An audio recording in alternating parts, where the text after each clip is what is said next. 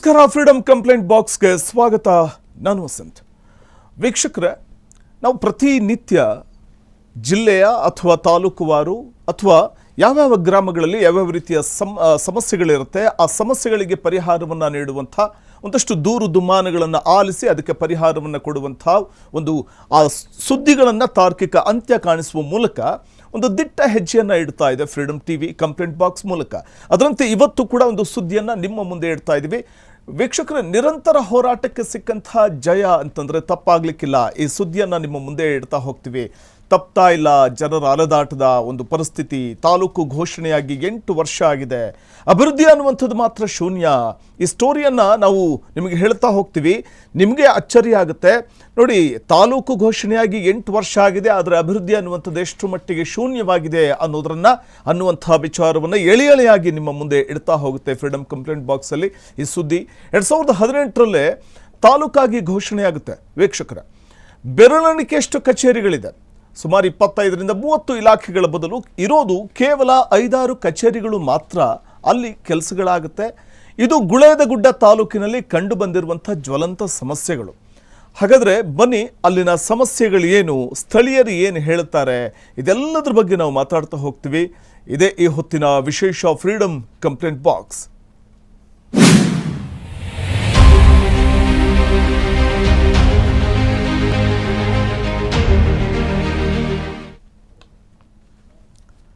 ಆಡಳಿತ ಮಟ್ಟದಲ್ಲಿ ಸುಧಾರಣೆಯನ್ನು ತರಬೇಕು ಅನ್ನುವಂಥ ಕಾರಣಕ್ಕೆ ಸಾರ್ವಜನಿಕರ ತೀವ್ರ ಹೋರಾಟದ ನಂತರದಲ್ಲಿ, ದಶಕಗಳ ಹೋರಾಟದ ನಂತರದಲ್ಲಿ ಜಯ ಸಿಗತ್ತೆ. ಸಾರ್ವಜನಿಕರು ತಮ್ಮ ನಗರವನ್ನು ತಾಲೂಕಾಗಿ ಘೋಷಣೆ ಮಾಡಬೇಕು ಅಂತ ಬರೋಬ್ಬರಿ 25 ವರ್ಷಗಳಿಂದ ನಿರಂತರ ಹೋರಾಟವನ್ನು ಮಾಡಿಕೊಂಡು ಬಂದರು. ಅದರ ಫಲವಾಗಿ 2018ರಲ್ಲೇ ಈ ನಗರ ತಾಲೂಕಾಗಿ ಘೋಷಣೆ ಆಯಿತು. 25ರಿಂದ 30 ಇಲಾಖೆಗಳು ಇರಬೇಕಾಗಿತ್ತು, ಆದರೆ 5-6 ಇಲಾಖೆಗಳು ಮಾತ್ರ ಇದೆ. ಇದು ಗುಳೇದಗುಡ್ಡ ತಾಲೂಕಿನಲ್ಲಿ ಕಂಡು ಬರುವಂಥ ಜ್ವಲಂತ ಸಮಸ್ಯೆ. ನಿಮಗೆ ತೋರಿಸ್ತಾ ಹೋಗ್ತೀವಿ ಅಲ್ಲಿನ ಸಮಸ್ಯೆಗಳೇನೇನು ಅಂತ ವಿವರವಾಗಿ ತಿಳಿಸ್ತಾ ಹೋಗ್ತೀವಿ. ವೀಕ್ಷಕರೇ, ತಾಲೂಕಿಗೆ ಕನಿಷ್ಠ 30 ಇಲಾಖೆಗಳಾದರೂ ಇರಬೇಕಾಗುತ್ತೆ. ಆದರೆ ಇರೋದು ಸರ್ಕಾರಿ ಕಚೇರಿಗಳು. ಅಂದರೆ ಇರೋ ಸರ್ಕಾರಿ ಕಚೇರಿಗಳು ಕೇವಲ ಬೆರಳೆಣಿಕೆಯಷ್ಟು ಮಾತ್ರ. PWD, BEO, ಕೃಷಿ, ಭೂ ದಾಖಲೆ, ತೋಟಗಾರಿಕೆ, ಅರಣ್ಯ, BCM, THO, CPI, CDPO ಸೇರಿ 10 ಪ್ರಮುಖ ಕಚೇರಿಗಳು ಇಲ್ಲಿಲ್ವೇ ಇಲ್ಲ. ಮೇಲಿಂದ ಮೇಲೆ ಮನವಿ ಸಲ್ಲಿಸಿದ್ರು ಕೂಡ ಜನಪ್ರತಿನಿಧಿಗಳು ಮಾತ್ರ ಮೌನವನ್ನು ವಹಿಸಿದ್ದಾರೆ. ಕರವೇ ಹೋರಾಟ ಸಮಿತಿ, ಸ್ಥಳೀಯರ ಹೋರಾಟಕ್ಕೂ ಕೂಡ ಇಲ್ಲಿ ಡೋಂಟ್ ಕೇರ್ ಅನ್ನುವಂತೆ ವರ್ತಿಸ್ತಾ ಇರುವಂಥದ್ದು. ಸರ್ಕಾರದ ವಿರುದ್ಧ ಮುಗಿಲೇಳ್ತಾ ಇರುವಂಥದ್ದು ಸಾರ್ವಜನಿಕರ ತೀವ್ರ ಆಕ್ರೋಶ. ರೋಸಿ ಹೋದಂಥ ಜನ, ತಾಲೂಕಿನ ಜನ ಫ್ರೀಡಮ್ ಟಿವಿಗೆ ಮೊರೆ ಬಂದ ನಂತರದಲ್ಲಿ ಫ್ರೀಡಮ್ ಟಿವಿ ಕಂಪ್ಲೇಂಟ್ ಬಾಕ್ಸ್ಗೆ ಮೊರೆ ಇಟ್ಟ ತಾಲೂಕಿನ ಜನರ ಅಹವಾಲನ್ನು ಆಲಿಸಿದ ಬಳಿಕ ನಾವು ಈ ಸುದ್ದಿಯನ್ನು ನಿಮ್ಮ ಮುಂದೆ ಇಡ್ತಾ ಇದ್ದೀವಿ. ವೀಕ್ಷಕರೇ, ಆಡಳಿತ ಯಂತ್ರವನ್ನು ಸುಗಮಗೊಳಿಸಬೇಕು ಅನ್ನುವಂಥ ಕಾರಣಕ್ಕೆ ಆ ಪ್ರದೇಶದ ಸಾರ್ವಜನಿಕರು ತಮ್ಮ ನಗರವನ್ನು ತಾಲೂಕು ಅಂತ ಘೋಷಣೆ ಮಾಡಬೇಕು ಅಂತ ಒಂದಲ್ಲ ಎರಡಲ್ಲ ಬರೋಬ್ಬರಿ 25 ವರ್ಷಗಳ ಕಾಲ ನಿರಂತರವಾಗಿ ಹೋರಾಟವನ್ನು ಮಾಡಿಕೊಂಡು ಬರ್ತಾರೆ. ಆ ಹೋರಾಟದ ಫಲವಾಗಿ 2018ರಲ್ಲಿ ಆ ನಗರ ತಾಲೂಕಾಗಿ ಘೋಷಣೆ ಏನೋ ಆಯಿತು. ಆದರೆ ತಾಲೂಕಾಗಿ ಘೋಷಣೆ ಆಗ್ತಿದ್ದ ಹಾಗೆ ಎಲ್ಲವೂ ಸರಿ ಹೋಯ್ತಾ? ಆದರೆ ಖಂಡಿತ ಇಲ್ಲ. ತಾಲೂಕಿಗೆ ಬೇಕಾದಂಥ ಮೂಲಭೂತವಾದಂಥ ಸರ್ಕಾರಿ ಕಚೇರಿಗಳು ಇರಬೇಕಲ್ಲ. ಇದುವರೆಗೆ ಪೂರ್ಣ ಪ್ರಮಾಣದಲ್ಲಿ ನಿರ್ಮಾಣ ಆಗೇ ಇಲ್ಲ ಕಚೇರಿಗಳು. ಹಾಗಾದರೆ ಆ ತಾಲೂಕು ಯಾವುದು?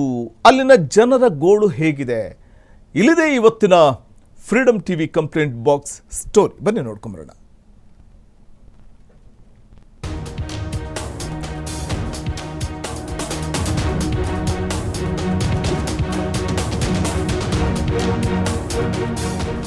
ಉತ್ತರ ಕರ್ನಾಟಕದ ಪ್ರತಿಷ್ಠಿತ ಮತಕ್ಷೇತ್ರಗಳಲ್ಲಿ ಒಂದಾದ ಬಾದಾಮಿ ವಿಧಾನಸಭಾ ಕ್ಷೇತ್ರದ ವ್ಯಾಪ್ತಿಗೆ ಬರುವ ಗುಳೇದಗುಡ್ಡ ನಗರ ರಾಜಕೀಯ ದಿಗ್ಗಜರು, ಮಾಸ್ ಲೀಡರ್ಗಳು ಹಾಗೂ ಮಾಜಿ ಮುಖ್ಯಮಂತ್ರಿಗಳಿಗೆ ರಾಜಕೀಯವಾಗಿ ಮರುಜನ್ಮ ನೀಡಿದ ಪ್ರಮುಖ ಭೂಮಿಯಾಗಿದೆ. ಬಾಗಲಕೋಟೆ ಜಿಲ್ಲೆಯ ಈ ಐತಿಹಾಸಿಕ ನಗರವನ್ನ 2018ರಲ್ಲಿ ಅಧಿಕೃತವಾಗಿ ತಾಲೂಕು ಎಂದು ಘೋಷಿಸಲಾಯಿತು. ಆದರೆ ತಾಲೂಕು ಘೋಷಣೆಯಾಗಿ ಬರೋಬ್ಬರಿ 8 ವರ್ಷಗಳು ಕಳೆದಿದ್ರೂ ತಾಲೂಕಿಗೆ ಅಗತ್ಯವಿರುವ ಬಹುತೇಕ ಪ್ರಮುಖ ಸರ್ಕಾರಿ ಕಚೇರಿಗಳು ಇನ್ನೂ ಅಸ್ತಿತ್ವಕ್ಕೆ ಬಂದಿಲ್ಲ. ಸಾಮಾನ್ಯವಾಗಿ ಒಂದು ತಾಲೂಕಿನಲ್ಲಿ ಕನಿಷ್ಠ 25ರಿಂದ 30 ಇಲಾಖೆಗಳ ಕಚೇರಿಗಳು ಇರಬೇಕಾಗುತ್ತವೆ.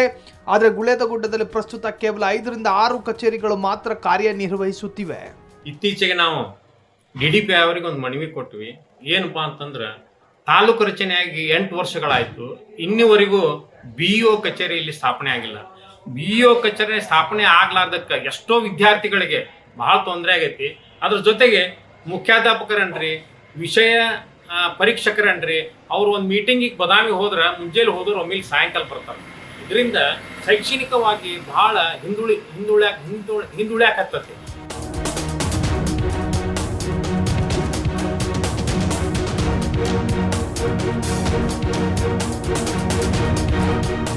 ಗುಳೇದಗುಡ್ಡ ತಾಲೂಕಿನಲ್ಲಿ ಸರ್ಕಾರಿ ಹಾಗೂ ಖಾಸಗಿ ಸೇರಿ ಒಟ್ಟು 95 ಶಾಲೆಗಳು ಇದ್ದು 17,000ಕ್ಕೂ ಅಧಿಕ ವಿದ್ಯಾರ್ಥಿಗಳು ವಿದ್ಯಾಭ್ಯಾಸ ಮಾಡುತ್ತಿದ್ದಾರೆ. ಆದರೆ ವಿದ್ಯಾರ್ಥಿಗಳು, ಶಿಕ್ಷಕರು, ರೈತರು ಮತ್ತು ಸಾರ್ವಜನಿಕರು ಸಣ್ಣ ಪುಟ್ಟ ಅಗತ್ಯ ದಾಖಲೆಗಳು, ಪ್ರಮಾಣ ಪತ್ರಗಳು ಹಾಗೂ ಇಲಾಖಾ ಕೆಲಸಗಳಿಗಾಗಿ ನೆರೆಯ ಬಾದಾಮಿ ಪಟ್ಟಣಕ್ಕೆ ಅಲಿಯೋದು ಅನಿವಾರ್ಯವಾಗಿದೆ. ಈ ಕುರಿತು ಹಲವು ಬಾರಿ ಜನಪ್ರತಿನಿಧಿಗಳಿಗೆ ಮತ್ತು ಸಂಬಂಧಪಟ್ಟ ಅಧಿಕಾರಿಗಳಿಗೆ ಮನವಿ ಸಲ್ಲಿಸಿದ್ದರೂ ಸಮಸ್ಯೆಗೆ ಇದುವರೆಗೂ ಶಾಶ್ವತ ಪರಿಹಾರ ಸಿಕ್ಕಿಲ್ಲ ಎಂದು ಸ್ಥಳೀಯರು ತೀವ್ರ ಆಕ್ರೋಶ ವ್ಯಕ್ತಪಡಿಸುತ್ತಿದ್ದಾರೆ. ನಮ್ಮ ಗುಳೇದಗುಡ್ಡದಲ್ಲಿ ಸುಮಾರು 8 ವರ್ಷಗಳ ಕಾಲ ಗತಿಸಿದರೂ ಗುಳೇದಗುಡ್ಡದಲ್ಲಿ ತಾಲೂಕು ಮಟ್ಟದ ಅಧಿಕಾರಿಗಳು ಇಲ್ಲಿ ಯಾರೂ ಇಲ್ಲ. ಯಾಕಪ್ಪ ಅಂತಂದ್ರೆ ಕೆಲವೊಂದು ಇದ್ದರೂ ಅವು ಕಾಟಾಚಾರಕ್ಕದಾವು. ಏನೇ ಇದ್ದರೂ ಬದಾಮಿಗೆ ಬಾ ಅಂತಂದು ಹೇಳುವಂತಹ ಒಬ್ಬರು ನಮ್ಮಲ್ಲಿ ಶಾಸಕರು. ಅಧಿಕಾರಿಗಳನ್ನು ಏನಾದರೂ ಕೇಳಿದರೂ ಅವರು ಅಲ್ಲೇ ಬಾ ಅಂತ ಹೇಳ್ತಾರೆ. ಈ ರೀತಿಯಾಗಿ ನಾವು ಇಲ್ಲಿ ಎಷ್ಟೋ ಸಾರಿ ಹೋರಾಟ ಮಾಡಿದ್ವಿ, ಎಲ್ಲ ಮಾಡಿದ್ವಿ. ಪ್ರತಿಯೊಂದು ಹೋರಾಟ ಮಾಡಿದರೂ ಯಾವುದಕ್ಕೂ ಬೆಲೆಯನ್ನು ಯಾರು ಕೊಡ್ತಾ ಇಲ್ಲ. ಇನ್ನೇನು ಮುಂಬರುವ ಇನ್ನೊಂದು ಭಾಳ ಆದ್ರೆ 1.5 ವರ್ಷ ಅಥವಾ 2 ವರ್ಷ ಇವರು ಆಡಳಿತ ಇರಬೇಕು. ಇನ್ನೇನಾರ ಸ್ವಲ್ಪ ಹೆಚ್ಚಿನ ಒಂದು ಪ್ರಾತಿನಿಧ್ಯವನ್ನು ಕೊಟ್ಟು ಜನರ ಮನಸ್ಸನ್ನು ಗೆದಿಯುವಂತಹ ಒಂದು ವಿಚಾರವನ್ನು ನಮ್ಮ ಈ ಶಾಸಕರು ಮಾಡಿದ್ರೆ, ಜನಪ್ರಿಯ ಶಾಸಕರು ಮಾಡಿದ್ರೆ ನಮ್ಮ ಊರಿಗೆ ಒಂದು ಒಳ್ಳೆಯದಾಗತ್ತೆ. ನಮಗೆ BO ಆಫೀಸ್ ಇಲ್ಲ, ಆಮೇಲೆ ಶಿಶು ಅಭಿವೃದ್ಧಿಗಳ ಆಫೀಸ್ ಇಲ್ಲ. ಇನ್ನು ನಮ್ಮ ರೈತರಿಗೆ ಭಾಳ ತೊಂದರೆ ಆಗಿಬಿಟ್ಟೆ. APMC ಇಲ್ಲ. ಯಾಕಂದ್ರೆ ಇವು ಶಾಲೆ ಕಾಲೇಜುಗಳು BO ಆಫೀಸು ಏನೇ ಬಂದರೂ ಈಗ ಮೊದಲೇ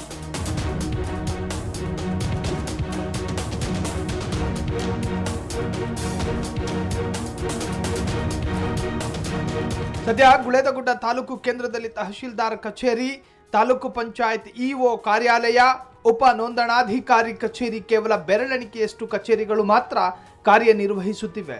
ಇನ್ನು PWD, BEO, ಸಹಾಯಕ ಕೃಷಿ ನಿರ್ದೇಶಕರ ಕಚೇರಿ, ಭೂ ದಾಖಲೆಗಳ ಹಾಗೂ ಭೂ ಮಾಪನ ವಿಭಾಗ, ತೋಟಗಾರಿಕೆ ಮತ್ತು ಅರಣ್ಯ ಇಲಾಖೆ, BCM, THO, CPI, CDPO, ಅಬಕಾರಿ ಸೇರಿದಂತೆ ಇನ್ನು 10 ಇಲಾಖೆಗಳು ಬರಬೇಕಾಗಿವೆ. ನಮ್ಮಲ್ಲಿಗೆ ಸುಮಾರು 8 ವರ್ಷ ಆಯಿತು ನಮ್ಮ ತಾಲೂಕು ಘೋಷಣೆ ಆಗಿ ಬರೀ ಅದು ಹೆಸರಿಗೇಟ ಆಗಿದೆ ಅಂತ ನಮ್ಗೆ ಅನಿಸ್ತಾ ಇದೆ. ಇಲ್ಲಿ ತಾಲೂಕು ಘೋಷಣೆ ಇದೆ, ತಾಲೂಕು ಆಫೀಸಲ್ಲಿ ಹೋದರೆ ಯಾವುದೇ ಅಧಿಕಾರಿಗಳು ಸಿಗಲ್ಲ. ಮತ್ತು ಆಫೀಸ್ ಕೂಡ ನಮಗೆ ಸಮಸ್ಯೆ ಇದೆ, BO ಆಫೀಸ್ ಇಲ್ಲ. ಸುಮಾರು 24-25 ಕಚೇರಿಗಳೇ ಬರ್ಬೋದು. ಆದರೆ ನಮಗೆ ಸರಿಯಾಗಿ ಯಾವುದೇ ಕಚೇರಿಗಳು ಇಲ್ಲ. ಯಾವುದೇ ನಮ್ಮ ವಿದ್ಯಾರ್ಥಿಗಳು ಹೋದರೂ ಯಾವುದೂ ಅಲ್ಲೇ ಸ್ಪಂದನ ಇಲ್ಲ. ಮತ್ತು ಅದೇ ರೀತಿಯಾಗಿ ನಮ್ಮ ರೈತ ಬಾಂಧವರು ಯಾವುದೇ ಸಮಸ್ಯೆಗಳನ್ನು ತೊಗೊಂಡು ಹೋದರೂ ನಾವು ನಮ್ಗೆ ಏನೂ ಸ್ಪಂದನ ಇಲ್ಲ.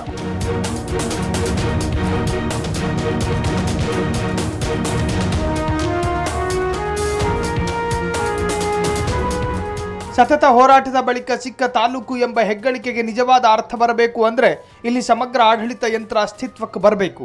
ಸಾರ್ವಜನಿಕರ ಈ ಪ್ರಮುಖ ಬೇಡಿಕೆಗೆ ಸರ್ಕಾರ ಹಾಗೂ ಜನಪ್ರತಿನಿಧಿಗಳು ಯಾವಾಗ ಸ್ಪಂದಿಸಲಿದ್ದಾರೆ? ಕಚೇರಿಗಳ ಹುಡುಕಾಟಕ್ಕಾಗಿ ಗುಳೇದಗುಡ್ಡದ ಜನರ ಈ ಪರದಾಟಕ್ಕೆ ಯಾವಾಗ ಮುಕ್ತಿ ಸಿಗಲಿದೆ ಎಂಬುದನ್ನು ಕಾದು ನೋಡಬೇಕಿದೆ. Raju Bukitagara, Freedom TV, Bagalkot. ವೀಕ್ಷಕರೇ, ಉತ್ತರ ಕರ್ನಾಟಕದ ಪ್ರತಿಷ್ಠಿತ ಮತಕ್ಷೇತ್ರಗಳಲ್ಲಿ ಒಂದು ಬಾದಾಮಿ ವಿಧಾನಸಭಾ ಕ್ಷೇತ್ರದ ವ್ಯಾಪ್ತಿಗೆ ಬರುವಂತಹ ಗುಳೇದಗುಡ್ಡ ನಗರ. ಇದು ರಾಜಕೀಯ ದಿಗ್ಗಜರು ಮತ್ತು ಮಾಸ್ ಲೀಡರ್ಗಳು ಹಾಗೂ ಮಾಜಿ ಮುಖ್ಯಮಂತ್ರಿಗಳಿಗೆ ರಾಜಕೀಯವಾಗಿ ಮರುಜನ್ಮವನ್ನು ನೀಡಿದಂಥ ಪ್ರಮುಖವಾದಂಥ ಭೂಮಿ. ಆದರೆ ಬಾಗಲಕೋಟೆ ಜಿಲ್ಲೆ ಈ ಐತಿಹಾಸಿಕ ನಗರ 2018ರಲ್ಲಿ ಅಧಿಕೃತವಾಗಿ ತಾಲೂಕಾಯಿತು. ತಾಲೂಕಾದ ನಂತರದಲ್ಲಿ ಆದಂಥ ಅವಾಂತರಗಳಂತೂ ಅಷ್ಟೆಷ್ಟಲ್ಲ. ಮತ್ತಷ್ಟು ಮಾಹಿತಿಯನ್ನು ಪಡಿತಾ ಹೋಗೋಣ. ನಮ್ಮ ಪ್ರತಿನಿಧಿ ಇದ್ದಾರೆ, ರಾಜು ಹೆಚ್ಚಿನ ಮಾಹಿತಿ ಕೊಡ್ತಾರೆ. ರಾಜು, ಸುಮಾರು 25 ವರ್ಷಗಳ ನಿರಂತರ ಹೋರಾಟದ ನಂತರದಲ್ಲಿ 2018ರಲ್ಲಿ ಅಧಿಕೃತವಾಗಿ ತಾಲೂಕಾಗುತ್ತೆ. ತಾಲೂಕಾದ ನಂತರದಲ್ಲಿ ಈಗ ಯಾವ ಪುರುಷಾರ್ಥಕ್ಕೋಸ್ಕರ ತಾಲೂಕು ಮಾಡಿಬಿಟ್ರಪ್ಪ ಅನ್ನುವಂಥ ಒಂದು ಪರಿಸ್ಥಿತಿ ಅಲ್ಲಿನ ಜನರಿಗೆ ಬಂದೋಗಿದೆ ಅಂತಂದ್ರೆ ಎಷ್ಟು ಬೇಸತ್ತು ಹೋಗಿದ್ದಾರೆ. ಸರಿಯಾದ ಕಚೇರಿಗಳಿಲ್ಲ, ಅಲ್ಲಿ ಕೇವಲ ಸುಮಾರು ಒಂದು 5-6 ಕಚೇರಿಗಳಷ್ಟೇ ಕಾರ್ಯನಿರ್ವಹಿಸ್ತಾ ಇವೆ ಅಂತಂದ್ರೆ ಎಷ್ಟು ಬೇಸತ್ತು ಹೋಗಿದ್ದಾರೆ ಅಂತ ಜನ. ಖಂಡಿತ ವಸಂತ, ಏನು ಇವತ್ತು ಜನರ ಒಂದು ಅಲದಾಟವನ್ನು ತಪ್ಪಿಸಬೇಕೆಂಬ ಉದ್ದೇಶದಿಂದ ಏನು ಒಂದು ನಿರಂತರವಾಗಿ 25 ವರ್ಷಗಳಿಂದ ಇನ್ನು ತಾಲೂಕಾ ಹೋರಾಟ ಸಮಿತಿ ಆಗಿರ್ಬೋದು, ಕರ್ವೆ ಆಗಿರ್ಬೋದು, ಬೇರೆ ಬೇರೆ ಸಂಘಟನೆಗಳು ಕೂಡ ನಿರಂತರವಾಗಿ ಒಂದು ಹೋರಾಟ ಮಾಡಿಕೊಂಡು ಬಂದ ಒಂದು ಪ್ರತಿಫಲವಾಗಿ ಒಂದು ಏನು 2018ರಲ್ಲಿ ಒಂದು ತಾಲೂಕನ್ನ ಘೋಷಣೆ ಮಾಡ್ತಾರೆ. ಆದ್ರೆ ಈ ಒಂದು ತಾಲೂಕು ಘೋಷಣೆ ಮಾಡಬೇಕಾಗಿದ್ರೆ ಕನಿಷ್ಠ 82 ಗ್ರಾಮಗಳನ್ನ ಸೇರ್ಪಡೆ ಮಾಡಿಕೊಂಡ ಈ ಒಂದು ತಾಲೂಕನ್ನ ಘೋಷಣೆ ಮಾಡಬೇಕು ಅಂತ ಹೇಳಿ ಒಂದು ಶಿಫಾರಸನ್ನ ಕೊಡ್ತಾರೆ. ಆ ಶಿಫಾರಸಿನ ಒಂದು ಅಲ್ಲಗಳಿದು ಅಂದ್ರೆ 38 ಗ್ರಾಮಗಳನ್ನು ಕೂಡ ಒಳಗೊಂಡಂತಹ ಒಂದು ಗುಳೇಗುಡ್ಡ ತಾಲೂಕನ್ನ ಘೋಷಣೆ ಮಾಡ್ತಾರೆ. ಇಂದು ಹೋರಾಟ ಸಮಿತಿಯವರು ಹೇಳುವ ಪ್ರಕಾರ ಈ ಒಂದು ಗುಳೇಗುಡ್ಡ ತಾಲೂಕವನ್ನ ಅವೈಜ್ಞಾನಿಕವಾಗಿಯೇ ಒಂದು ರಚನೆ ಮಾಡಿದ್ದಾರೆ ಮತ್ತು ಘೋಷಣೆ ಮಾಡಿದ್ದಾರೆ ಅಂತಕ್ಕಂಥದ್ದು ಕೂಡ ಈ ಒಂದು ಫ್ರೀಡಂ ಟಿವಿ ಮುಂದೆ ತಮ್ಮ ಅಳಲನ್ನ ತೋಡ್ಕೊಂಡಿರುವಂತದ್ದು ಒಂದು ಕಡೆ. ಆದರೆ ಇಲ್ಲಿ ಆರಂಭದಲ್ಲಿ ಕೂಡ ತಮ್ಮ ಒಂದು ಜನರ ಅಲದಾಟವನ್ನು ತಪ್ಪಿಸಬೇಕೆಂಬ ಉದ್ದೇಶದ ಏನು ಒಂದು ಹೋರಾಟ ಮಾಡ್ತಾ ಇದ್ರು.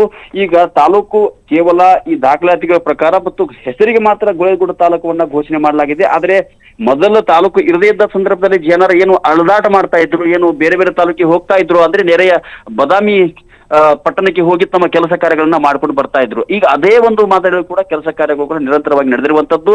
ಇದು ಕೇವಲ ಗುಳೇಗುಡ್ಡ ಪಟ್ಟಣ ಹೆಸರಿಗೆ ಮಾತ್ರ ತಾಲೂಕು ಆಗಿದೆ. ಆದ್ರೆ ಸಮರ್ಪಕವಾಗಿ ಒಂದು ತಾಲೂಕಿಗೆ ಬೇಕಾದಂತ ಅಗತ್ಯವಾದಂತ ಕಚೇರಿಗಳ ಕೊರತೆಯಿಂದ ಈಗ ಇಲ್ಲಿ ಸ್ಥಳೀಯರು ಮತ್ತು ಸಾರ್ವಜನಿಕರು, ರೈತರು ಕೂಡ ಭಾರಿ ಆಕ್ರೋಶಕ್ಕೆ ಇದೊಂದು ಕಾರಣ ಆಗಿರುವಂತದ್ದು ವಸಂತ. ಈಗ ಬಿಜೆಪಿಯ ಶಾಸಕರಿದ್ದಂಥ ಸಂದರ್ಭದಲ್ಲೇ ಅಲ್ಲೇನೋ ತಾಲೂಕಾಯಿತು, ತಾಲೂಕಾದ ನಂತರದಲ್ಲಿ ಕಚೇರಿಗಳನ್ನು ಯಾಕೆ ಅಲ್ಲಿಗೆ ಏಕಕಾಲಕ್ಕೆ ತರುವಂಥ ಒಂದಷ್ಟು ಪ್ರಯತ್ನಗಳಾಗಲಿಲ್ಲ ಅಂತ ಆಗ್ಲೇನೆ. ಖಂಡಿತ ವಸಂತ, ಈ ಒಂದು ಪ್ರಶ್ನೆ ಈಗ ಸಾರ್ವಜನಿಕ ವಲಯದಲ್ಲಾಗಿರ್ಬೋದು ಮತ್ತು ಈ ಒಂದು ಗುಳೇದಗುಡ್ಡ ಒಂದು ವ್ಯಾಪ್ತಿಯಲ್ಲಿ ಬರ್ತಕ್ಕಂಥ ಎಲ್ಲ ಒಂದು ಜನಪ್ರತಿನಿಧಿಗಳ ಒಂದು ಇಚ್ಛಾಶಕ್ತಿ ಕೊರತೆ ಅಂತಕ್ಕಂಥದ್ದು ಈ ಒಂದು ಹೋರಾಟ ಸಮಿತಿಯವರು ಕೂಡ ಒಂದು ನೇರವಾಗಿ ಹೇಳಿರುವಂತದ್ದು. ಈಗ ಅವ್ರು ಮಾಡಿದಂತ ಸಂದರ್ಭದಲ್ಲಿ ನಾವ್ ಯಾಕೆ ನೀಡಬೇಕು, ನಾವೇನು ಅನ್ನುವಂಥದ್ದು ಕೂಡ ಕೆಲವೊಂದಿಷ್ಟು ವಿಚಾರಗಳು ಕೂಡ ತಮ್ಮ ಅಳಲನ್ನು ಕೂಡ ಫ್ರೀಡಂ ಟಿವಿ ಮುಂದೆ ತೋಡ್ಕೊಂಡಿರುವಂತದ್ದು ಇದೆ. ಅಂದ್ರೆ ಪ್ರಮುಖವಾಗಿ ಏನಪ್ಪಾ ಅಂತಂದ್ರೆ ಇಲ್ಲಿ ಈ ಹಿಂದೆ ಕೂಡ ಬಾದಾಮಿ ಕ್ಷೇತ್ರದಿಂದ ಅಂದ್ರೆ ಮಾಜಿ ಸಿಎಂ ಸಿದ್ದರಾಮಯ್ಯನವರು ಕೂಡ ಈ ಒಂದು ಕ್ಷೇತ್ರದಿಂದ ಪ್ರತಿನಿಧಿಸಿ ಈ ಒಂದು ರಾಜಕೀಯವಾಗಿ ಮರುಜನ್ಮ ನೀಡಿದಂತ ಈ ಕ್ಷೇತ್ರದಲ್ಲಿ ಆಗ್ಲೇ ಕೂಡ ಮಾಡ್ಬೇಕಾದಂತ ಕೆಲಸ ಕಾರ್ಯ ಕೂಡ ನಿರಂತರವಾಗಿ ಅಧಿಕಾರಿಗಳಿಗೆ ಆಗಿರ್ಬೋದು ಮತ್ತು ಈ ಜನಪ್ರತಿನಿಧಿಗಳು ಕೂಡ ನಿರಂತರವಾಗಿ ಒಂದು ಮನವಿ ಸಲ್ಲಿಸುವಂತ ಕಾರ್ಯ ನಿರಂತರವಾಗಿ ನಡೆದಿದೆ. ಆದ್ರೆ ಈ ಎಲ್ಲದಕ್ಕೂ ಕೂಡ ಕೇವಲ ಈ ಕೊಟ್ಟಂತ ಅಧಿಕಾರಿಗಳಿಗೆ ಕೊಟ್ಟಂತ ಮನವಿ ಪತ್ರ ಕೂಡ ಯಾವುದೇ ರೀತಿಯಾಗಿ ವರ್ಕೌಟ್ ಆಗ್ತಾ ಇಲ್ಲ ಅಂತಕ್ಕಂಥದ್ದು ಈ ಒಂದು ಸ್ಥಳೀಯವಾಗಿ ಮತ್ತು ವಿದ್ಯಾರ್ಥಿಗಳಾಗಿರ್ಬೋದು, ರೈತರಾಗಿರ್ಬೋದು ತಮ್ಮ ಒಂದು ಆಕ್ರೋಶವನ್ನ ವ್ಯಕ್ತಪಡಿಸಿದ್ದಾರೆ. ತಾಲೂಕು ಯಾವ ಪುರುಷಾರ್ಥಕ್ಕಾಗಿ ಮಾಡಿದಿರಿ ಅಂತಕ್ಕಂಥದ್ದು ಕೂಡ ಈಗ ಜನಪ್ರತಿನಿಧಿಗಳಿಗೆ ಚಿಮಾರಿ ಹಾಕುವಂತ ಕೆಲಸ ಕೂಡ ಗುಳೇದಗುಡ್ಡ ಪಟ್ಟಣದ ಒಂದು ಜನತೆ ಈಗ ಆಕ್ರೋಶವನ್ನು ಹೊರ ಹಾಕ್ತಾ ಇದ್ದಾರೆ ವಸಂತ. ಅಲ್ಲ, ಭೀಮಸೇನ್ ಚಿಮ್ಮನಕಟ್ಟಿ ಅವ್ರ ಗಮನಕ್ಕೆ ಬಂದೇ ಇಲ್ವಾ ಇದ್ಯಾವುದುವೆ? ಬಂದು ಕೂಡ ಸೊ ಏನೂ ಗೊತ್ತೇ ಇಲ್ಲ ಅನ್ನುವಂಥ ರೀತಿಯಲ್ಲಿ ಸುಮ್ಮನೆ ಇದಾರ ಅಂತ ಶಾಸಕರು? ಖಂಡಿತ ಅವ್ರಿಗೂ ಕೂಡ ಈ ಶಾಸಕರು ಕೂಡ ಹಲವು ಬಾರಿ ಮನವಿ ಪತ್ರ ಸಲ್ಲಿಸಿದ್ದೇನೆ ಅಂತಕ್ಕಂಥದ್ದು ಕೂಡ ಒಂದು ಹೇಳ್ತಾ ಇದ್ದಾರೆ. ಈಗ ಮಾನ್ಯ ಮುಖ್ಯಮಂತ್ರಿ ಮಾಜಿ ಮುಖ್ಯಮಂತ್ರಿ ಸಿದ್ದರಾಮಯ್ಯನವರು ಕೂಡ ಈ ಒಂದು ಸಂದರ್ಭದಲ್ಲಿ ಕೆಲವೊಂದಿಷ್ಟು ಮನವಿಯನ್ನು ಸಲ್ಲಿಸಿದ್ದಾರೆ. ಆಗ ಕೆಲವೊಂದಿಷ್ಟು ಅಂದ್ರೆ ತಹಸೀಲ್ದಾರ್ ಕಚೇರಿ ಆಗಿರ್ಬೋದು ಮತ್ತು ಬೇರೆ ಬೇರೆ ಕಚೇರಿಗಳನ್ನು ಕೂಡ ಆಗ ಸ್ಥಾಪನೆ ಮಾಡಿದ್ದಾರೆ ಅಂತಕ್ಕಂಥದ್ದು ಹೇಳ್ತಾ ಇದ್ದಾರೆ. ಒಟ್ಟಿನಲ್ಲಿ ಈ ಒಂದು ಗುಳೇದಗುಡ್ಡ ಪಟ್ಟಣದಲ್ಲಿ ಈ ಒಂದು ಜನಪ್ರತಿನಿಧಿಗಳ ಇಚ್ಛಾಶಕ್ತಿ ಕೊರತೆಯಿಂದಲೇ ಸರ್ಕಾರಿ ಕಚೇರಿಗಳು ಕೂಡ ಆಗ್ತಾ ಇಲ್ಲ ಅಂತಕ್ಕಂಥದ್ದು ಈ ಸ್ಥಳೀಯ ಒಂದು ಜನರ ಒಂದು ಆರೋಪ ಆಗಿರುವಂತದ್ದು ವಸಂತ. ರಾಜು, ಅಲ್ಲಿ ಈ ಸಾಮಾನ್ಯವಾಗಿ ಸ್ಟೂಡೆಂಟ್ಸ್ಗಳು ಈಗ ನಾವು ನೋಡಿದಾಗೆ ಸುಮಾರು 17,000ಕ್ಕೂ ಅಧಿಕ ವಿದ್ಯಾರ್ಥಿಗಳು ವ್ಯಾಸಂಗ ಮಾಡ್ತಿದ್ದಾರೆ. ಸೊ ಅವರಿಗೆ ವಿದ್ಯಾರ್ಥಿಗಳಿಗೆ ಯಾವ ರೀತಿ ತೊಂದರೆ ಆಗ್ತಾ ಇದೆ, ಯಾವುದಕ್ಕೆ ಒಂದು ಕೆಲಸ ಕಾರ್ಯಗಳಾಗಬೇಕು ಅಂತಂದ್ರೆ ಬಾದಾಮಿಗೆ ಹೋಗಬೇಕಾದಂಥ ಒಂದು ಪರಿಸ್ಥಿತಿ ಅಂತಂದ್ರೆ ಸೊ ಸ್ಕೂಲು ಅಥವಾ ನಿಗದಿತ ಕೆಲಸಗಳನ್ನು ಬಿಟ್ಟು ಅಥವಾ ಶಾಲಾ ಕಾಲೇಜುಗಳಿಗೆ ಹೋಗೋದನ್ನು ಬಿಟ್ಟು ಬಾದಾಮಿಗೆ ಹೋಗಬೇಕು ಅಂತಂದಾಗ ಸಮಯ ಕೂಡ ವ್ಯರ್ಥ ಆಗುತ್ತೆ. ಸೊ ಇದು ಎಷ್ಟು ಮಟ್ಟಿಗೆ ವಿದ್ಯಾರ್ಥಿಗಳಿಗೆ ತೊಂದರೆ ಆಗ್ತಿದೆ ಅಂತ? ಖಂಡಿತ ವಸಂತ, ಇದು ಕೇವಲ ವಿದ್ಯಾರ್ಥಿಗಳ ಜೊತೆಗೆಲ್ಲ ವಿದ್ಯಾರ್ಥಿಗಳ ಜೊತೆಗೆ ಪೋಷಕರು ಕೂಡ ಒಂದು ದಿನದ ಸಮಯವನ್ನ ವ್ಯರ್ಥ ಮಾಡ್ಕೋಬೇಕು, ಹಣ ವ್ಯರ್ಥ ಮಾಡ್ಕೋಬೇಕು. ಅಂದ್ರೆ ತಮ್ಮ ಬೇಕಾದಂತ ದಾಖಲೆಗಳನ್ನ ಮಕ್ಕಳು ಚಿಕ್ಕ ಆಗಿರೋದ್ರಿಂದ ಅವ್ರು ಹೋಗಿ ಬೇರೆ ಬೇರೆ ಪಟ್ಟಣಕ್ಕೆ ಹೋಗಿ ತಮ್ಮ ಕೆಲಸ ಕಾರ್ಯಗಳನ್ನ ಮಾಡ್ಕೊಳ್ಬೇಕಾದ್ರೆ ಮತ್ತು ಅಧಿಕಾರಿಗಳು ಕೂಡ ಸಮಯಕ್ಕೆ ಸರಿಯಾಗಿ ಸಿಗೋದಿಲ್ಲ. ಯಾವುದೇ ಗುಳೇದಗುಡ್ಡ ತಾಲೂಕಿನ ವ್ಯಾಪ್ತಿಯಲ್ಲಿ ಬರ್ತಕ್ಕಂಥ ಜನರು ಏನು ರೈತರು, ವಿದ್ಯಾರ್ಥಿಗಳು ತಮ್ಮ ಕೆಲಸ ಕಾರ್ಯಗಳನ್ನ ಮಾಡ್ಕೊಳ್ಬೇಕಾದ್ರೆ ಒಂದು ದಿನದ ಸಮಯವನ್ನ ವ್ಯರ್ಥವನ್ನ ಮಾಡ್ಕೊಳ್ಬೇಕಂತ ಪರಿಸ್ಥಿತಿ ನಿರ್ಮಾಣವಾಗಿದೆ ವಸಂತ. ರಾಜು, ಈಗ ಸದ್ಯ ಗುಳೇದಗುಡ್ಡದಲ್ಲಿ ಕಾರ್ಯನಿರ್ವಹಿಸ್ತಾ ಇರುವಂತಹ ಇಲಾಖೆಗಳು ಯಾವ್ಯಾವು ಅಂತ? ಗುಳೇದಗುಡ್ಡದಲ್ಲಿ ಸದ್ಯಕ್ಕೆ ತಾಲೂಕಾ ದಂಡಾಧಿಕಾರಿಗಳ ಕಚೇರಿ ಮತ್ತು ಇಒ ಆಗಿರ್ಬೋದು ಮತ್ತು ಪೊಲೀಸ್ ಅಂದ್ರೆ PSI ಇದೆ, ಅದು CPI ವೃತ್ತ ಆಗ್ಬೇಕು ಮತ್ತು ಉಪ ಖಜಾನೆ ಇದೆ. ಕೇವಲ ಬೆರಳೆಣಿಕೆಯಷ್ಟು ಮಾತ್ರ ಇಲ್ಲಿ ಈ ಒಂದು ತಾಲೂಕು ಪಟ್ಟಣದಲ್ಲಿ ಕೆಲಸ ನಿರ್ವಹಿಸ್ತಾ ಇರುವಂತದ್ದು. ಕನಿಷ್ಠ ಇನ್ನು 20ರಿಂದ 25 ಕಚೇರಿಗಳು ಕೂಡ ಈ ಒಂದು ತಾಲೂಕಿನಲ್ಲಿ ನಿರ್ಮಾಣ ಆಗ್ಬೇಕಂತ ಪರಿಸ್ಥಿತಿ. ಈ ಪರಿಸ್ಥಿತಿಗಾಗಿ ಈಗಾಗಲೇ ಹೋರಾಟ ನಡೆಸಿದ್ದಾರೆ ಹೋರಾಟ ಸಮಿತಿಯವರು. ಇನ್ನೂ ಕೂಡ ಈ ಒಂದು ಉಳಿದ 2 ವರ್ಷದ ಅವಧಿಯೊಳಗೆ ಈ ಒಂದು ಸರ್ಕಾರ ಎಚ್ಚೆತ್ತುಕೊಂಡು ಸಂಬಂಧಪಟ್ಟ ಜನಪ್ರತಿನಿಧಿಗಳು ಈ ಒಂದು ಕಚೇರಿನ ಸ್ಥಾಪನೆ ಮಾಡ್ಲಿ ಅಂತಕ್ಕಂಥದ್ದು ನಿರಂತರವಾಗಿ ಹೋರಾಟ ಕೂಡ ಮುಂದುವರಿಸಿದ್ದಾರೆ ಅಂತಾನೆ ಹೇಳ್ಬೋದು. ಈಗ ಅಲ್ಲಿನ ಜನರನ್ನ ಸ್ಥಳೀಯರನ್ನ ಮಾತಾಡ್ಸಿದ್ರೆ ಏನು ಹೇಳ್ತಾರೆ? ಸುಮಾರು 25 ವರ್ಷಗಳ ಹೋರಾಟದ ನಂತರದಲ್ಲಿ 2018ರಲ್ಲಿ ಅಧಿಕೃತವಾಗಿ ತಾಲೂಕಾಗುತ್ತೆ. ಅದಾದ ನಂತರದಲ್ಲಿ ಈಗ ಅನ್ಸಿರ್ಬಹುದೇನೋ ಯಾವ ಪುರುಷಾರ್ಥಕ್ಕೋಸ್ಕರ ನಾವು ಹೋರಾಟ ಮಾಡಿದ್ವಿ, ಯಾವ ಕಾರಣಕ್ಕೋಸ್ಕರ ಈ 2018ರಲ್ಲಿ ತಾಲೂಕಾಯಿತು, ಹೆಸರಿಗಷ್ಟೇ ತಾಲೂಕು. ಸೊ ಈ ರೀತಿ ಬೇಸರ ಏನಾದ್ರು ಹೊರ ಹಾಕ್ತಾರಾ? ಸ್ಥಳೀಯರನ್ನ ಯಾರನ್ನಾದ್ರೂ ಮಾತಾಡ್ಸಿದ್ರೆ ಹೇಗೆ? ಖಂಡಿತ ವಸಂತ, ಏನು ನಾ ಆಗ್ಲೇ ಹೇಳಿದ ಹಾಗೆ ಈ ಒಂದು ನಿರಂತರವಾದ ಹೋರಾಟದ ಪ್ರತಿಫಲವಾಗಿ 25 ವರ್ಷಗಳ ನಿರಂತರ ಹೋರಾಟ ಮಾಡಿದ್ರು. ಆದ್ರೆ ಈ ಒಂದು ಹೋರಾಟ ಸಂದರ್ಭದಲ್ಲಿ ಈ ಒಂದು ಒಟ್ಟು 18 ಗ್ರಾಮ ಪಂಚಾಯತಿನೊಳಗೊಂಡು 82 ಗ್ರಾಮಗಳನ್ನು ಸೇರಿಸಿ ಹೊಸ ಗುಳೇದಗುಡ್ಡ ತಾಲೂಕನ್ನು ರಚನೆ ಮಾಡಬೇಕು ಎಂಬ ಒಂದು MB ಪ್ರಕಾಶ್ ನೇತೃತ್ವದ ಒಂದು ಸಮಿತಿಯನ್ನು ಸರ್ಕಾರಕ್ಕೆ ಶಿಫಾರಸು ಮಾಡಿತ್ತು. ಆದ್ರೆ ಸರ್ಕಾರ ಈ ಎಲ್ಲಾ ಸಮಿತಿಯ ಶಿಫಾರಸುಗಳನ್ನ ಬದಿಗೊತ್ತಿ ಗುಳೇದಗುಡ್ಡ ರಾಜು, ಆ ಸಮಿತಿ ಏನ್ ಹೇಳುತ್ತೆ ಅಂತ ಒಂದಷ್ಟು ಆ ಸಮಿತಿಯಲ್ಲಿ ವರದಿಯನ್ನ ಶಿಫಾರಸು ಮಾಡಿದ್ರು ಅಂತ ಹೇಳಿದ್ರೆ, ಆ ವರದಿಯಲ್ಲಿ ಯಾವೆಲ್ಲ ಅಂಶಗಳನ್ನು ಉಲ್ಲೇಖ ಮಾಡಲಾಗಿತ್ತು, ಏನ್ ಹೇಳುತ್ತೆ ಆ ಸಮಿತಿ ಅಂತ? ಈ ಒಂದು ಸಮಿತಿಯಲ್ಲಿ ಕನಿಷ್ಠ ಇವೇನು 18 ಗ್ರಾಮ ಪಂಚಾಯತಿನೊಳಗೊಂಡು 710 ಚದರ ವಿಸ್ತೀರ್ಣ ಹೊಂದಿರತಕ್ಕಂಥ ಈ ಒಂದು ಪ್ರದೇಶದಲ್ಲಿ 2011ರ ಜನಗಣತಿಯ ಪ್ರಕಾರ ಜನಸಂಖ್ಯೆ ಉಳ್ಳ 82 ಗ್ರಾಮಗಳನ್ನ ಸೇರಿಸಿ ಹೊಸ ಅಂದ್ರೆ ಗುಳೇದಗುಡ್ಡ ತಾಲೂಕನ್ನ ರಚನೆ ಮಾಡ್ಬೇಕಂತ ಹೇಳಿ ಏನು MB ಪ್ರಕಾಶ್ ನೇತೃತ್ವದ ಸಮಿತಿ ಸರ್ಕಾರಕ್ಕೆ ಶಿಫಾರಸು ಮಾಡಿತ್ತು. ಆದ್ರೆ ಸರ್ಕಾರವು ಕೂಡ ಈ ಎಲ್ಲಾ ಸಮಿತಿಗಳ ಒಂದು ಶಿಫಾರಸನ್ನ ಬದಿಗಿಟ್ಟು ಕೇವಲ 38 ಗ್ರಾಮಗಳನ್ನೊಳಗೊಂಡಂತಹ ಒಂದು ತಾಲೂಕು ಘೋಷಣೆ ಮಾಡ್ತಾ ಇದೆ. ಇದು ಕೂಡ ಈ ಹೋರಾಟ ಸಮಿತಿಯವರು ಕೂಡ ಇದು ಬೇಸರದ ಸಂಗತಿ. ಯಾಕಂದ್ರೆ ಇನ್ನು ಕೂಡ ಈ ಉಳಿದ ತಾಲೂಕುಗಳನ್ನ ಈ ಗುಳೇದಗುಡ್ಡ ಪಟ್ಟಣಕ್ಕೆ ಸೇರಿಸಬೇಕು, ತಾಲೂಕಿಗೆ ಸೇರಿಸಬೇಕಂತಕ್ಕಂಥದ್ದು. ಅಂದ್ರೆ ಬದಾಮಿ ಮತ್ತು ಹುನಗುಂದ ಮತಕ್ಷೇತ್ರದ ಗ್ರಾಮಗಳನ್ನು ಕೂಡ ಇನ್ನು ಈ ಒಂದು ಗುಳೇದಗುಡ್ಡ ಪಟ್ಟಣಕ್ಕೆ ಸೇರಿಸಬೇಕಂತಕ್ಕಂಥದ್ದು ಕೂಡ ಈ ಒಂದು ಹೋರಾಟ ಸಮಿತಿಯವರು ಈಗೂ ಕೂಡ ನಿರಂತರವಾಗಿ ಹೋರಾಟವನ್ನ ಮುಂದುವರಿಸಿದ್ದಾರೆ. ವಸಂತ್, ಅಲ್ಲ, ಇದಕ್ಕೆ ಹೊಣೆ ಯಾರು ಅಂತ ಒಂದ್ ಕಡೆ ಸಂಬಂಧಪಟ್ಟಂತ ಶಾಸಕರಿಗೆ ಗೊತ್ತಿದ್ದು ಕೂಡ ಮುಗುಮ್ಮಾಗಿದ್ದಾರೆ ಅನ್ನುವಂಥದ್ದು. ಮಾಜಿ ಶಾಸಕರನ್ನು ಕೇಳಿದ್ರೆ ಅವರಿಂದನೂ ಕೂಡ ನೋ ಆನ್ಸರ್. ಹೀಗಿರುವಾಗ ಯಾರನ್ನು ಕೇಳೋದು? ಹೋರಾಟ ಸಮಿತಿ ತಾನೆ. ಸೊ ಏನು ಅಂತ ಹೋರಾಟ ಮಾಡುತ್ತೆ, ಎಷ್ಟು ಅಂತ ಹೋರಾಟ ಮಾಡುತ್ತೆ ರಾಜು? ಖಂಡಿತ ವಸಂತ್, ಈಗ ಈ ಹೋರಾಟಗಾರರು ಕೂಡ ಬೇಸತ್ತು ಹೋಗಿದ್ದಾರೆ ಅಂತ ಹೇಳ್ಬೋದು. ಯಾಕಂತಂದ್ರೆ ನಮ್ಮ ಮುಂದೆ ತಮ್ಮ ಅಳಲನ್ನ ತೊಳ್ಕೊಳ್ಳೋ ಸಂದರ್ಭದಲ್ಲಿ ನಾವು 25 ವರ್ಷಗಳಿಂದ ಹೋರಾಟ ಮಾಡಿದ್ದು ವ್ಯರ್ಥ ಆಯ್ತು ಏನೋ, ಯಾಕಾಗಿ ಮಾಡಿದ್ದೇವೆ ಅನ್ನುವಂಥದ್ದು ಕೂಡ ನಮ್ಮ ಮುಂದೆ ತಮ್ಮ ಅಳಲನ್ನ ತೊಳ್ಕೊಂಡಿರುವಂತದ್ದು.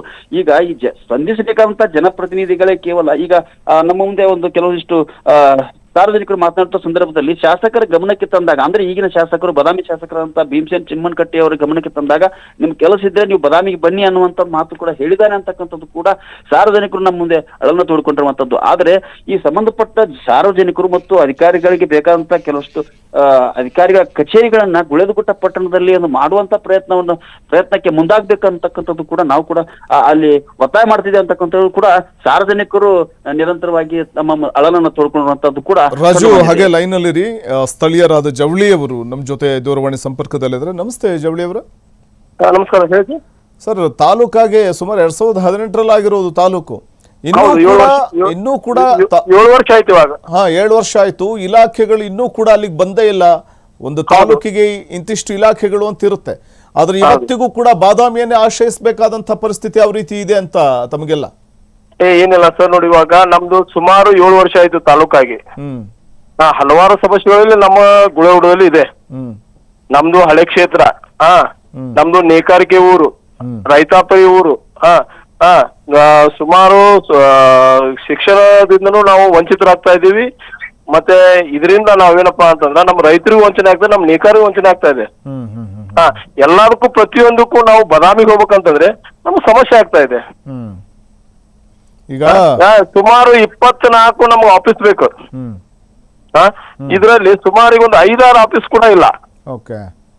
ಇದರಿಂದ ನಮ್ಗೆ ಸಮಸ್ಯೆ ಆಗ್ತಾ ಇದೆ. ಅದನ್ನೇ ನಾನು ಮೊನ್ನೆ ನಿಮ್ಮ ಸಂದರ್ಶನದಲ್ಲಿ ಹೇಳಿದೀನಿ, ನಮಗೆ ಇದರಿಂದ ಬಹಳ ತೊಂದರೆ ಆಗ್ತದೆ. ಆದಷ್ಟು ಲಘು ಬೇಗ ಮಾನ್ಯ ಶಾಸಕರು, ನಮ್ಮ ಭಾಗ ಶಾಸಕರಿಗೆ ಆಯ್ತು, ನಮ್ಮ ಸಚಿವರು ಆಯ್ತು, ನಾವು ಒತ್ತಡ ಮಾಡ್ತಾ ಇದ್ದೇವೆ.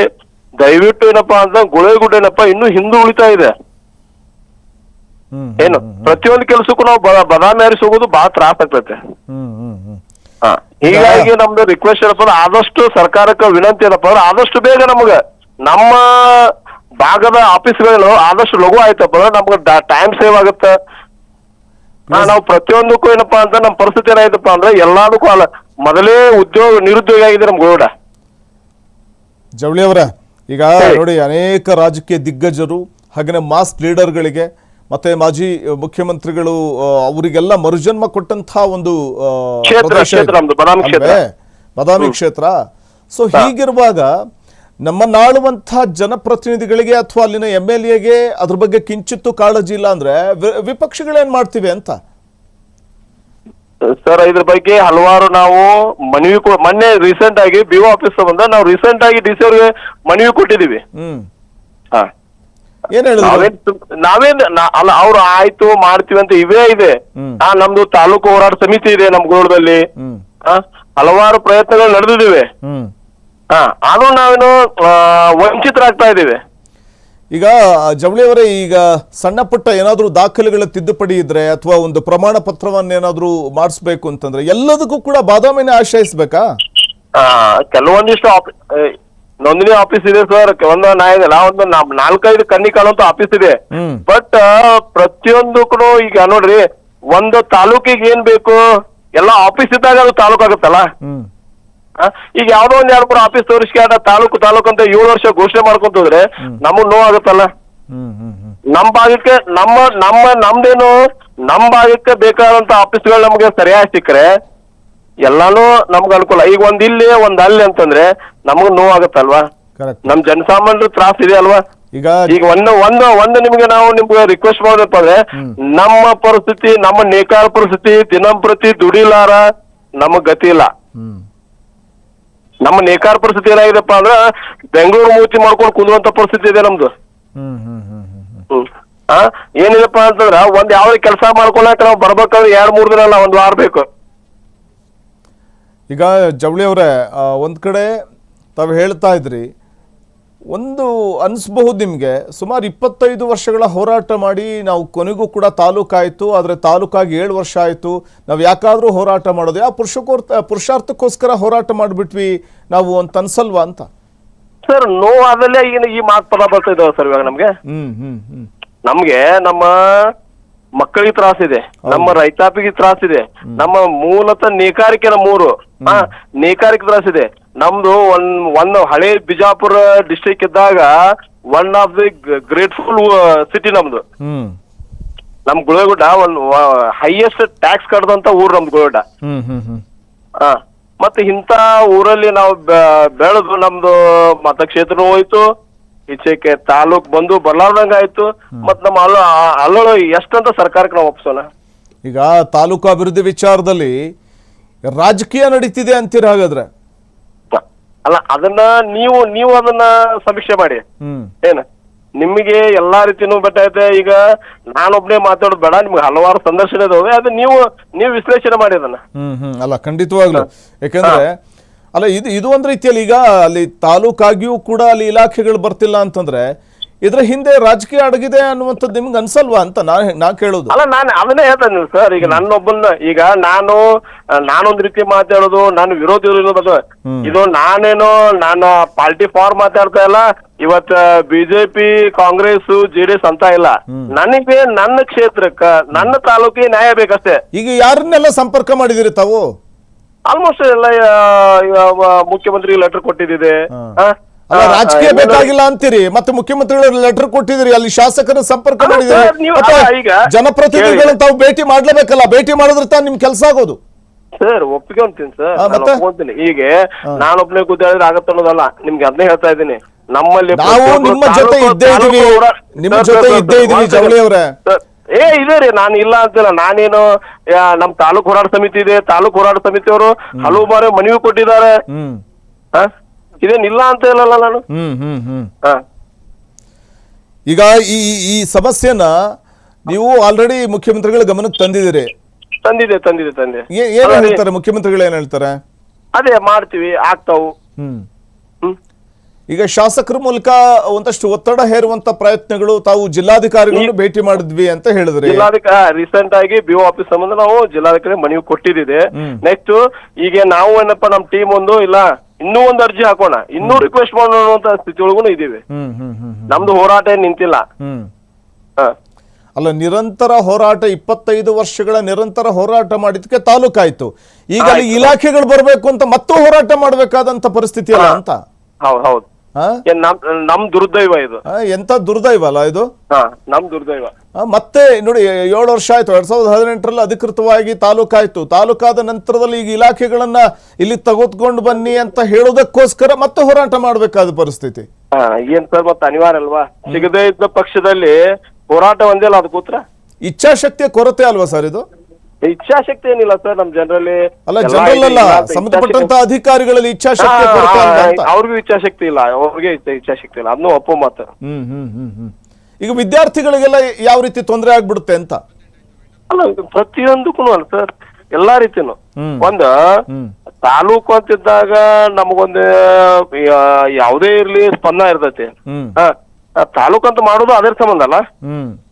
ಮತ್ತೆ ಯಾವುದೇ ರೀತಿ ಒಳಗೂ ನಮ್ಗೆ ಅನಾನುಕೂಲ ಆದಾಗ ಮತ್ತ ಸಫರ್ ಅಲ್ಲ ಇವತ್ತ. ಎಸ್, ಥ್ಯಾಂಕ್ ಯು ಜವಳಿ ಅವರೇ, ಫ್ರೀಡಮ್ ಟಿವಿ ಜೊತೆ ಮಾತಾಡಿದ್ದಕ್ಕಾಗಿ. ಖಂಡಿತ ನಿಮ್ ಜೊತೆ ನಾವಿದ್ದೇ ಇರ್ತೀವಿ. ಸೊ ಅಲ್ಲಿ ಇಲಾಖೆಗಳನ್ನ ಮತ್ತೆ ಗುಳೇದಗುಡ್ಡ ತಾಲೂಕಿಗೆ ತರಿಸುವಂತಹ ಒಂದು ಪ್ರಯತ್ನವನ್ನ ತಾವೇನು ಮಾಡ್ತಾ ಇದ್ರಿ ಹೋರಾಟದ ಮೂಲಕ. ನಿಮ್ಮ ಜೊತೆ ನಾವು ಕೂಡ ಇದ್ದೇ ಇರ್ತೀವಿ ಅಂತ ಹೇಳ್ತಾ thank you Raju, thank you ತಮ್ಮ ಎಲ್ಲ ಮಾಹಿತಿಗೋಸ್ಕರ. ವೀಕ್ಷಕರೇ, ಇದು ಗುಳೇದಗುಡ್ಡ ತಾಲೂಕು ಇರೋದು ಒಂದು 5-6 ಇಲಾಖೆಗಳು ಮಾತ್ರ ಅಲ್ಲಿ ಕಾರ್ಯನಿರ್ವಹಿಸ್ತಾ ಇವೆ ತಾಲೂಕಿನಲ್ಲಿ. ಆದರೆ ಬಾಕಿ ಕಚೇರಿಗಳು ಅಥವಾ ಇಲಾಖೆ ಕಚೇರಿಗಳು ಇನ್ನೂ ಕೂಡ ಅಲ್ಲಿ ಬಂದಿಲ್ಲ. ಮತ್ತು ನಾವೇನೇ ಕೆಲಸಕ್ಕೆ ಹೋಗಬೇಕು ಅಂತಂದ್ರೂ ಒಂದು ಪಹಣಿ ಇಟ್ಕೊಂಡು ಹೋಗಬೇಕು ಅಂತಂದರೆ ಒಂದು ಸರ್ಟಿಫಿಕೇಟ್ ಏನಾದರೂ ತಿದ್ದುಪಡಿ ಆಗಬೇಕು, ಲೆಕ್ಕಪತ್ರಗಳು ತಿದ್ದುಪಡಿ ಆಗಬೇಕು ಅಂತಂದ್ರೆ ನಾವು ಬಾದಾಮಿಗೆ ಹೋಗಬೇಕಾದಂಥ ದುಸ್ಥಿತಿಯನ್ನು ಎದುರಿಸ್ತಾ ಇದ್ದೀವಿ.